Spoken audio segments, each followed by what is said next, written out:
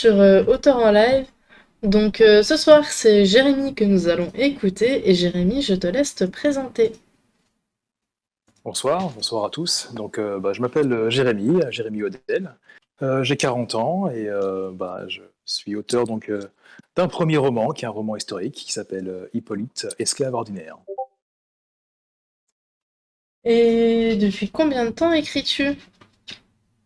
Alors je dirais que j'écris depuis au moins l'adolescence. Après, tout dépend ce qu'on appelle écrire, hein. J'écrivais à cet âge-là plutôt dans un cadre plutôt restreint, hein, pas évidemment à destination d'un grand public, hein. J'ai des souvenirs, par exemple, d'avoir écrit plus jeune des pièces de théâtre, mais c'était à destination de mes cousins, cousines quand on était en vacances. J'écrivais les pièces de théâtre et puis après on les jouait tous ensemble devant nos parents, amis, la famille, tout ça. Donc c'était très sympa.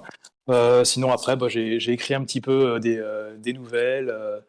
J'ai écrit des discours, des sketchs. Je me suis aussi essayé à l'écriture du scénario d'un film. Et puis voilà, mais tout ça, c'était toujours dans un cadre très restreint, à destination d'un public limité, on va dire.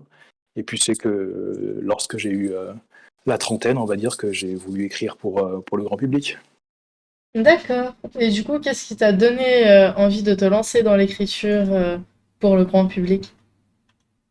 En fait, je suis d'origine martiniquaise, hein, mes deux parents sont martiniquais, bien que j'ai moi-même grandi en région parisienne. En fait, c'est le sujet qui me tenait à cœur, et le sujet du livre, c'est sur l'esclavage. Et je suis quelqu'un qui aime l'écriture. Ça, c'est sans doute lié au fait qu'à la base, j'aime la lecture, donc forcément, on a envie de reproduire ce que font ceux qu'on aime. Et puis, je suis un passionné d'histoire et j'aime en particulier cette période de l'esclavage. Donc, un mix de tout ça, ça a donné mon livre, hein. Ça a donné ça, voilà.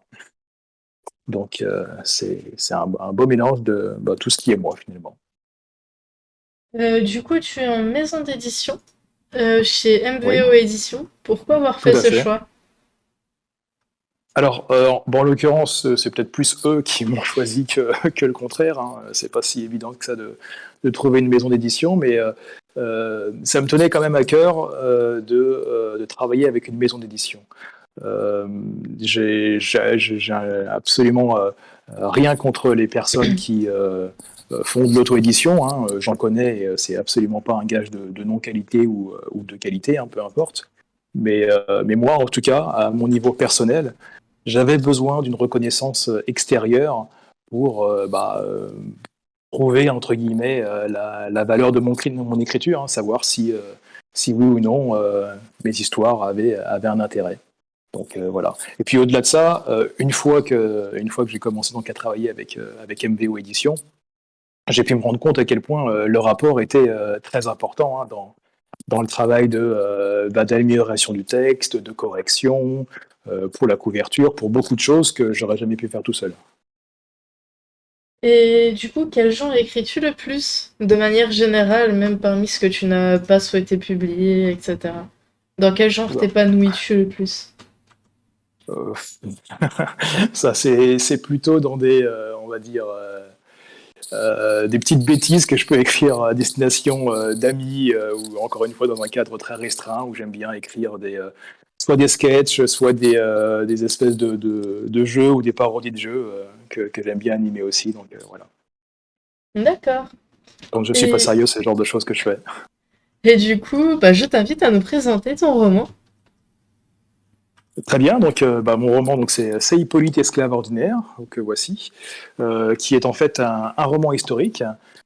C'est un voyage finalement à travers le temps et à travers l'espace, puisque ça se passe en Martinique en 1831.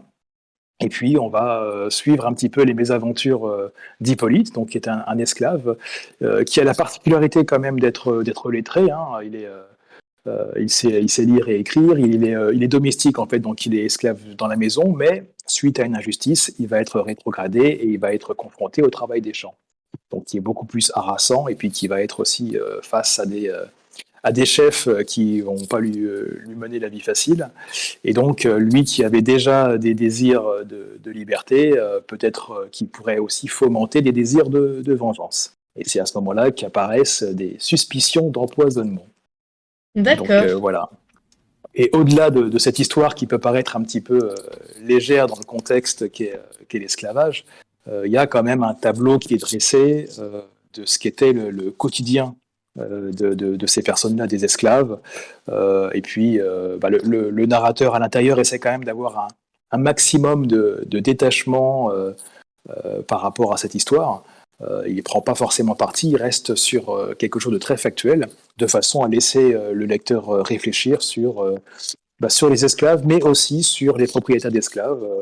Le narrateur essaye de donner la vision de chacun. D'accord. Et si tu devais décrire ton roman en une phrase? Wow. Donc ce que je viens de faire en 5 minutes, je dois le résumer en une phrase. C'est ça. Euh, je dirais un voyage dans le temps, dans l'espace, qui nous fait réfléchir au présent. Et est-ce que tu as des projets pour 2022-2023? À vrai dire, ça me plaît bien cet univers que j'ai créé autour d'Hippolyte. Donc, j'ai l'intention de continuer dans le roman historique. Donc, je suis en train de préparer un travail donc, de recherche et d'écriture dans ce cadre-là. Et est-ce que tu as un conseil à donner aux personnes qui souhaitent se lancer? Alors, tout simplement de le faire, hein, de se lancer. Hein, quand on croit en son talent, faut y aller. Hein. Après, la seule chose aussi, c'est qu'il faut être patient. Ça, si ça peut être un bon conseil, c'est la patience. La patience à plusieurs niveaux, hein, dans le travail d'écriture, dans le travail de recherche, le cas échéant, dans le fait de trouver une maison d'édition, dans les corrections. Tout est relativement long quand même dans l'écriture d'un livre. Donc il faut être capable de s'armer de patience. Donc après, un peu de patience, un peu de volonté, et après, si le talent est là, le reste suivra. Et du coup, nous allons passer aux questions surprises.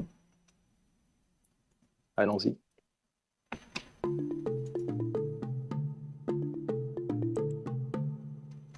Alors, première question, si tu pouvais être ami avec un personnage de dessin animé, qui choisirais-tu? Ouh là là. Je pense que je choisirais BoJack Horseman, un dessin animé Ah qui est oui, de Netflix. C'est un dessin animé qui m'a marqué, ça. Qui est pas vraiment un je dessin animé pour enfants, mais je l'ai pas regardé celui-là. ah bah, je vous le conseille. Je me pencherai dessus du coup. Quel âge aimerais-tu avoir en permanence? Oh, j'assume plutôt mon âge, hein, mais je pense que ouais, 30 ans, c'est pas mal. 30 ans, c'est bien. C'est un âge où on est autonome et en même temps encore un peu insouciant. Dans quelle ville rêves-tu de vivre? Oh, il y en a beaucoup. Il y en a beaucoup que j'aimerais visiter, et celles que je connais dans lesquelles j'aimerais vivre, peut-être Barcelone. Barcelone où j'ai eu l'occasion d'aller et que j'ai beaucoup apprécié. Et dans quel univers de film ou de jeu vidéo voudrais-tu vivre? Un univers de film, euh, alors là, c'est une bonne colle. Je sais pas, je dirais que je suis pas un grand fanat de ce qui est science-fiction, etc. Donc je pense que le monde contemporain dans lequel je vis me convient plutôt pas mal. Et sur quel sujet pourrais-tu faire une présentation de 40 minutes sans préparation? Il y en a quelques-uns, je pense. Je suis un passionné de sport, un passionné de football, donc je pourrais parler de ça pendant des heures. J'aime beaucoup la musique rock aussi, ça aussi je pourrais en parler. Les concerts, les festivals, ça je, je suis un passionné. La bande dessinée, l'écriture, la lecture. Il y a pas mal de choses en fait sur lesquelles je peux être assez éloquent quand je veux. D'accord. Bah du coup, c'est ici que nous allons laisser nos viewers de YouTube.